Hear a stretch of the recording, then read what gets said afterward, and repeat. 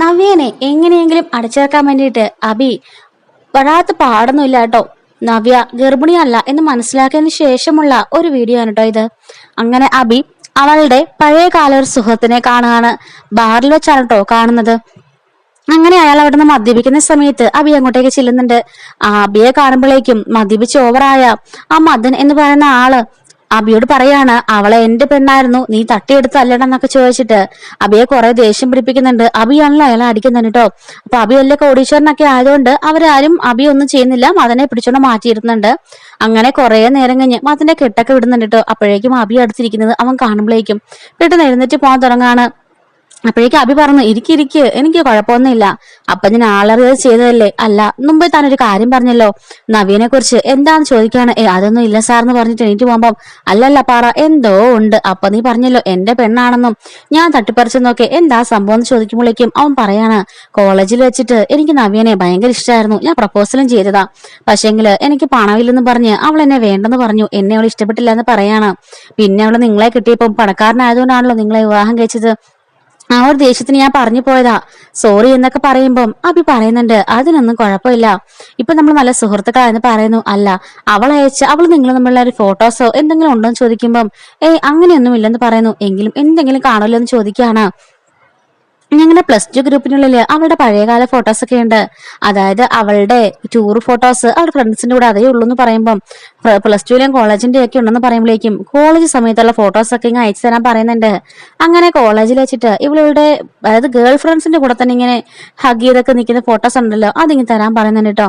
അങ്ങനെ അതെല്ലാം മേടിക്കുമ്പം അയാൾ ചോദിക്കുന്നുണ്ട്, ഇതൊക്കെ എന്തിനാ മേടിക്കുന്നതെന്ന്. പറയാണ്, നിന്നെ അന്ന് പണമില്ലെന്ന് പറഞ്ഞല്ലേ അവൾ ഒഴിവാക്കിയത്, ഇനി അങ്ങനെ ഒരു പെണ്ണും നിന്നെ ഒഴിവാക്കില്ല, നിനക്ക് ആവശ്യമുള്ള പണം ഞാൻ തരാമെന്ന് പറയുമ്പോ സാർ എന്താ പറഞ്ഞേ, എനിക്കൊന്നും മനസ്സിലായില്ലെന്ന് പറയുമ്പം ഞാൻ പറയുന്നവരൊക്കെ താന് കുറച്ച് ദിവസം ഒന്ന് പെരുമാറിൽ മാത്രം മതി എന്ന് പറയാണ്. അങ്ങനെ അഭി എങ്ങനെയെങ്കിലും ഈ മദനും നവിക്കും തമ്മിൽ അവിഹിതമുണ്ടെന്ന് വരുത്തി തീർത്ത് അവളെ അവിടെ നിന്ന് പുറത്താക്കാനുള്ള പരിശ്രമത്തിലാണ് കേട്ടോ.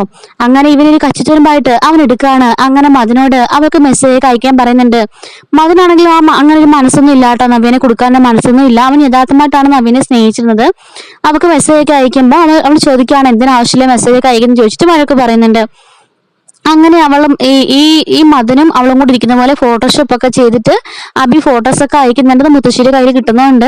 അതിനെക്കുറിച്ച് ചോദിക്കുമ്പോൾ ജസ്റ്റ് ഒരു ഫ്രണ്ട് ആണെന്ന് പറയുന്നുണ്ട് കേട്ടോ. അങ്ങനെ പല തവണയായിട്ട് ഇങ്ങനെ നവ്യക്ക് ഇതുപോലെ നവ്യനെ പേടിപ്പിക്കാൻ വേണ്ടി ഓരോന്നൊക്കെ അഭി ചെയ്യുന്നുണ്ട്. അറ്റ് ലാസ്റ്റ് ആയിട്ട് ഒരു ദിവസം രാത്രിയിൽ അഭി പറയാണ്, ഞാൻ ഗേറ്റിന്റെ അവിടുത്തെ കൊളുത്തെടുത്ത് ഇട്ടേക്കാം, താൻ അകത്തേക്ക് കയറി വരണം, താന് നവ്യ വിളിച്ചിട്ട് വന്നതാണെന്ന് എല്ലാവരോടും പറയണം എന്നൊക്കെ പറയുന്നുണ്ട്. സാർ അത് ഞാൻ ചെയ്യില്ല, എന്നോട് ക്ഷമിക്കണം എന്നൊക്കെ പറയുമ്പോൾ ഒരിക്കലുമില്ല, താൻ വന്നേ പറ്റുള്ളൂ, താൻ എന്റെ കയ്യിൽ നിന്ന് 5 ലക്ഷം രൂപ മേടിച്ച കാര്യം മറന്നുപോയോ, ഞാനത് വീഡിയോ എടുത്ത് വെച്ചിട്ടുണ്ട്, താനാണ് ഇങ്ങോട്ടേക്ക് ഫോട്ടോസും നെയിൽസ് ഒക്കെ അയച്ചതെന്ന് ഞാൻ പറയും. എന്റെ കുടുംബത്തെ കുറിച്ച് അറിയാമല്ലോ, ഇത്രയും വലിയ പണക്കാരുടെ വീട്ടിൽ നിന്ന് ഒരു പെൺകുട്ടീനെ ഇങ്ങനെയൊക്കെ താൻ ടീസിട്ടെന്ന് അറിഞ്ഞിട്ടുണ്ടെങ്കിൽ തന്നെ താൻ പിന്നെ ആകത്താ പുറലവും കാണാൻ കഴിയില്ലെന്നൊക്കെ പറഞ്ഞ് അഭി ഭീഷണിപ്പെടുത്താണ്. അപ്പോഴേക്കും ആ മദൻ പറഞ്ഞത്, സാർ എന്തൊക്കെയാ സാർ ഈ പറയുന്നത്, ഞാൻ എന്തെങ്കിലും ചെയ്തോ, സാറ് പറഞ്ഞിട്ടല്ലേ ഞാൻ വോയിസ് ഇട്ടതും മെസ്സേജ് ഇട്ടതൊക്കെ, ഞാൻ എന്തെങ്കിലും ചെയ്തിട്ടുണ്ടോ എന്ന് ചോദിക്കുന്നുണ്ട്. അതൊന്നും ഇപ്പൊ പ്രസക്തിയില്ല, ഞാൻ പറഞ്ഞൊക്കെ താൻ ചെയ്താൽ മതി, താൻ എങ്ങനെയും അകത്തേക്ക് കയറി വരണം, എന്തായാലും ആളുകളുടെ കണ്ണിൽ പെടും ഉറപ്പാ, സെക്യൂരിറ്റി ഉറങ്ങിയിട്ടുണ്ട്, അതുകൊണ്ട് താൻ അകത്തേക്ക് കയറിക്കോ, ആരെങ്കിലും കണ്ണിപ്പെട്ട് കഴിയുമ്പോഴേക്കും താൻ പറഞ്ഞാൽ മതി നവ്യ വിളിച്ചിട്ടാ വന്നേന്ന്, അവളുടെ ഫോണിൽ അതിനുള്ളതിന് സെറ്റാക്കിയിട്ടുണ്ടെന്ന് പറയുന്നുണ്ട് കേട്ടോ.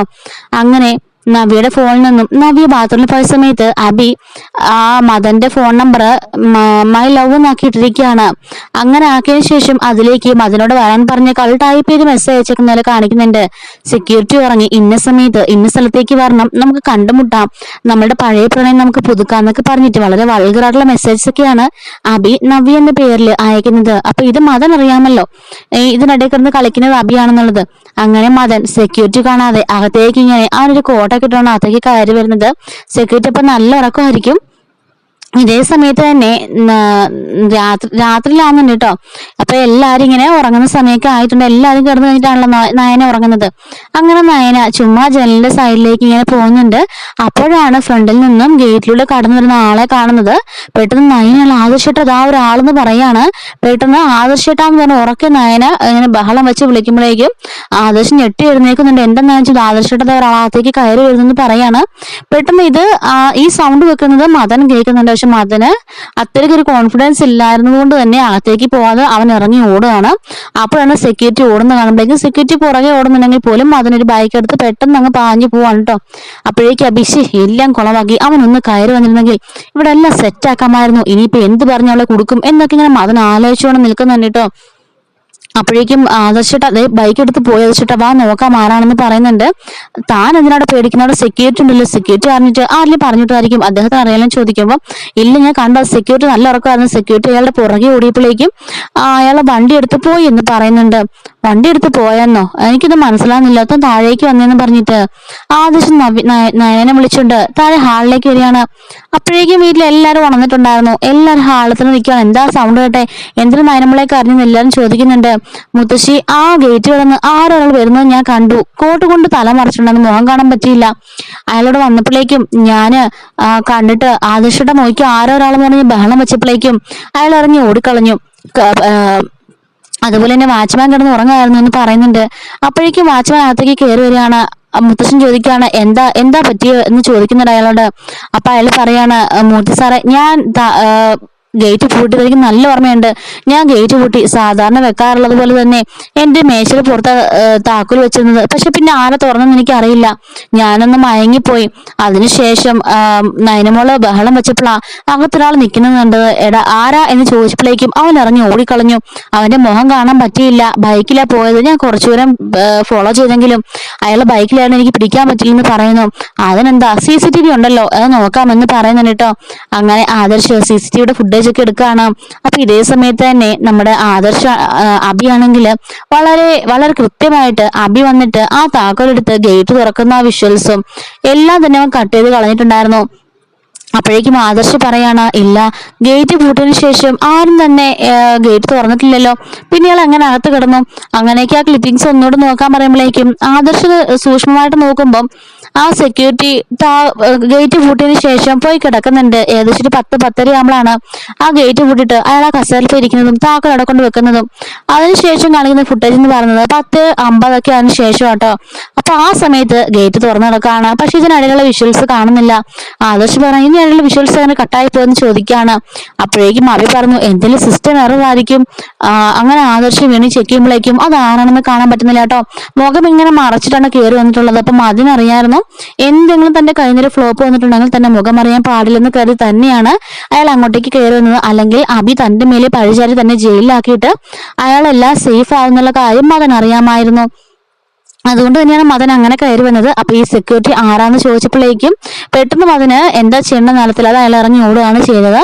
അതായിരുന്നു സംഭവിച്ചത്. അപ്പോഴേക്കും അഭിഷ് ഇന്ന് അവൻ ഇങ്ങോട്ട് അകത്തേക്ക് കയറി വന്നിരുന്നെങ്കിൽ അവൻ എന്തിനാ പുറത്തേക്ക് ഓടിയത്? അകത്തേക്ക് ഓടിയിരുന്നെങ്കിൽ എങ്ങനെയെങ്കിലും നവിയുടെ തലയിൽ വെച്ചു കൊടുക്കാമായിരുന്നു.